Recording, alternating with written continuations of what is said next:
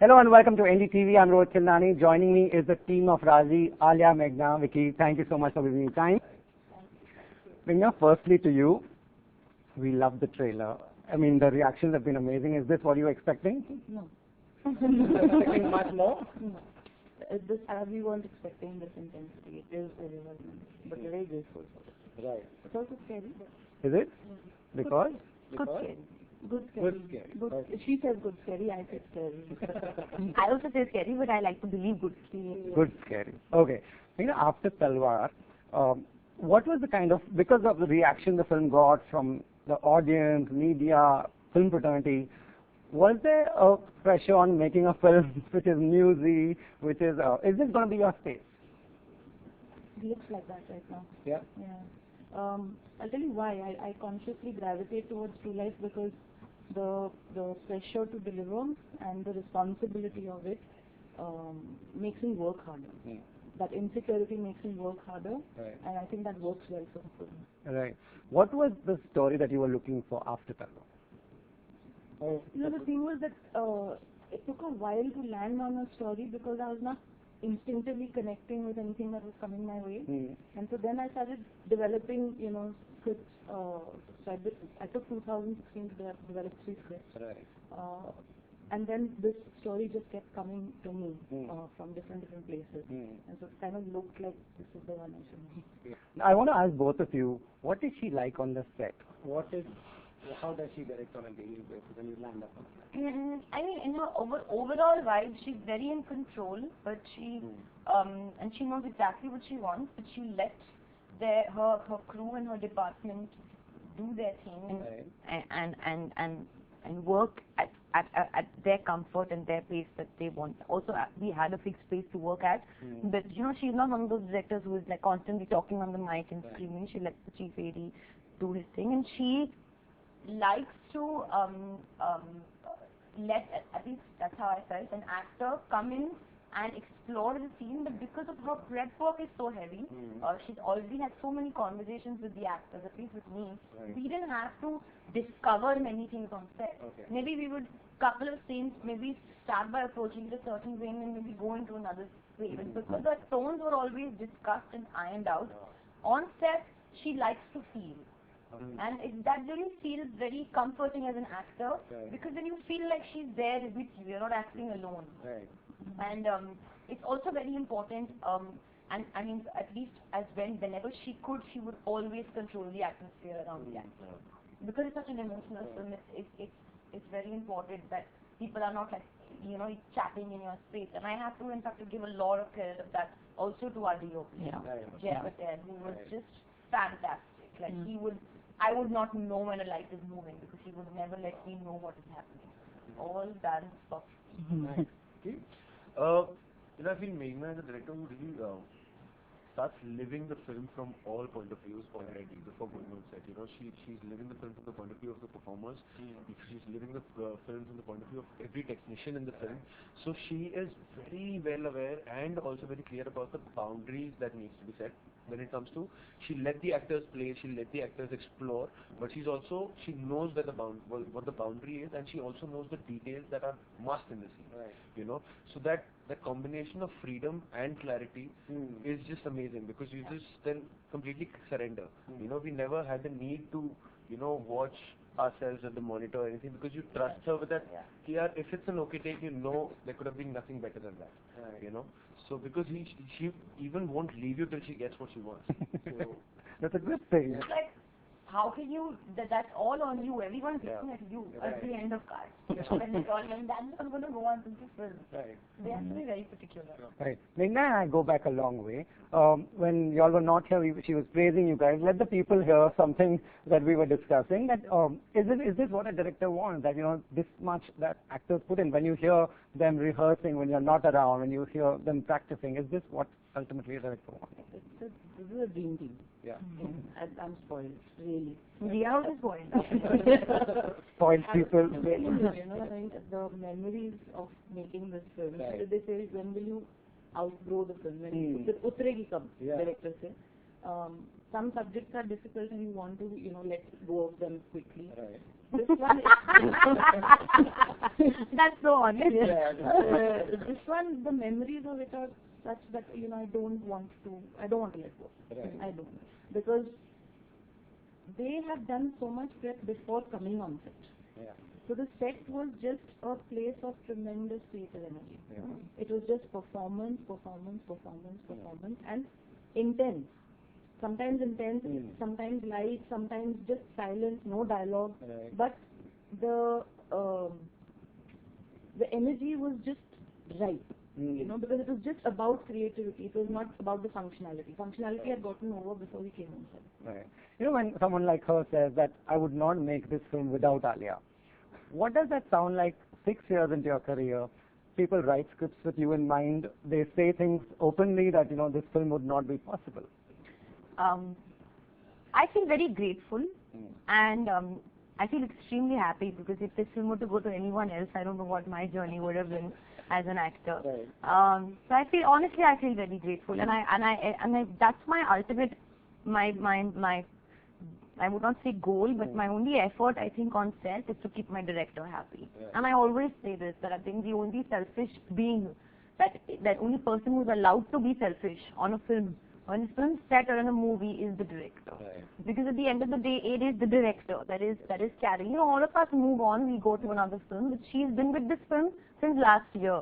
Now, and I'm so attached to it by working on it for 48 days, and I've been, of course, emotionally attached to it through and through, but I did another film, I'm doing 2 other films right now. But the director has just this one film. All the assistant directors go away, everyone goes away. And I remember also when this film and I'm left all. Yeah.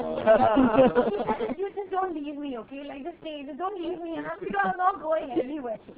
So that's why I feel like I feel very responsible towards my director. So when I hear directors like Meghna, who also are directors I've wanted to work with, and when I saw Talwar, I always wanted to work with her. So that idea that she thought of me and in a film like that, I feel very grateful, very blessed, and I hunt for directors and writers.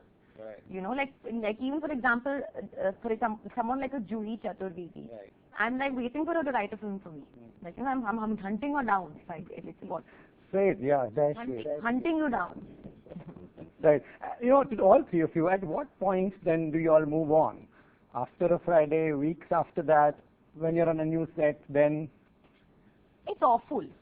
I want to tell you, this experience of letting your film go. It's the worst experience because it's like you're in such a high, especially now, because now we have to promote our film. So we're talking about it, we're running around with it, we're not sleeping, then we're being together, we're being emotional, we're being whatever, and then suddenly it's just that it's out. Yeah. And then it's like you're at the top of the mountain and suddenly there's this drop. Yeah.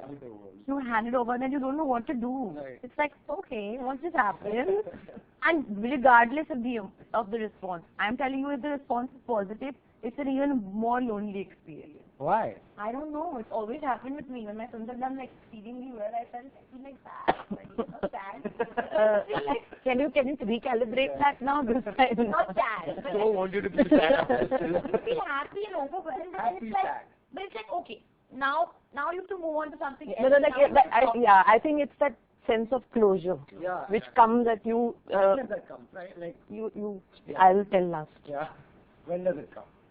I don't think there's a moment where you realize, okay, it's gone, it's in the past. But I think it happens very gradually, and also depends on a lot many factors. Right. If you really have to get into something else immediately after that, then you don't have an option. You have to really clean your slate and just go into something else. Right. But then if you have that option, then with a journey like Raazi, which you truly cherish, then you get indulgent. Then you're like, what are you doing? We haven't spoken for days. Let's meet. What happens, I feel people around you, especially on a film set, they very they tiptoe around you before your film releases. Once the film is released, come on now, get back to it. Now you can be all there. Now all this time you are not there, now you be all there. Trailer's looking fab, huh? Yeah. And then you're like, okay. The film was also fab. So one of those. You have to kind of snap out. And Meghna, for you? I cleaned up my desktop with certain folders, packed up my stuff in the office. Cleaning house, yeah. And that's actually a defense mechanism. Right. I know why I'm doing it. Right. Yeah. I know why I'm doing it. I'm doing it. It's the physical manifestation of the closure. Right. Because I'm not I'm not looking forward to it. Right. Let's put it that way. Coming to the film now, you know, a film like this, how much does it affect you? Like when suppose I go out and do a news story, which is hard hitting, it affects me for days. This is a much long format for you guys, and you all spend much more time than we do on a story. How does it affect you? I think it totally depends on what the kind of film that it is, and Like this? because technically speaking, we were living with the film for those 48 days. Because we were shooting 9 scenes a day. We were shooting like 14 hours a day. We didn't have time to even like, you didn't even read a book. I couldn't even read a book because I was so tired. So I was just sleeping and acting. That's literally what you were doing. And in that way, the character becomes a very big reality. It doesn't become a fictional character no longer. And also, I always believe what happens post shooting a long schedule is when you settle down, suddenly the adrenaline is out of your body, and then you're like hit. It's like my father says that even like it's like you're almost a bit treated like a war victim, because it's like you're done with everything, and then like all the illnesses begin, the energy goes, you sleep for 3 days. It's like getting over like a very serious relationship. So you have to get over it. Some people choose to get into something else. I choose to kind of not snap. I don't snap out of it. Yeah, I don't snap out of it. I snap into something. What about you? You know, with this one, this is unusual for me because with Salwar, what was happening was that I had blocked out the fact that it's a true story while I was making it. Right. That process happened once the film released. I was processing it then. With this, I think the whole internalization happened during the writing stage, and then when I was reading with the actors. Right. And then it was like kind of pouring it out and handing it over to them. Right. So then of course it all comes back when you're sitting on the edit table. Right. But when you read something like this, when a script is given to you that this actually happened to someone, what is that like? I mean, for me, my personal experience was it gave me goosebumps, you know. When I finished reading the script, I was firstly in disbelief that really something of this happened, and then of course it's happening as well. You know, there are these people who live in anonymity for the sake of their countrymen, for the security of their countrymen, and I feel it's the most selfless act of bravery, you know, and that really gave me goosebumps. And that really filled me up with a certain sense of patriotism and a certain sense of gratefulness towards them. You know, I just felt like saying this silent thank you to those people wherever they are. You know, and that's a beautiful feeling to me. You know, that's a very beautiful feeling to me. Right. Alia, people have seen the trailer and everything. Tell them what was the learning from Sehmat's character. I mean, like exactly what Vicky said, the fact that it's such a selfless act. And I don't think there are many selfless deeds that exist in today's world, or in the world in general. I feel like some deed or some act that may seem selfless does have a hint of, you know, selfishness in it. You know, not in a bad way. Selflessness is very easy to talk about or, you know, give gyan on. It's very difficult when you're actually in that position, in that situation. And something like this is just unheard of, and it's unprecedented. And it just gave me, actually, if I would say one takeaway is I really have, I mean, not like we didn't have respect for those who day in and day out, even today, are protecting our country and fighting for our country, and their lives are literally out there on the borders. I don't think we take, I mean, and I've done a whole trail on the BSF borders as well. And I've been there and I've spent time with them, but I've never really sat back and understood that they have given up their life.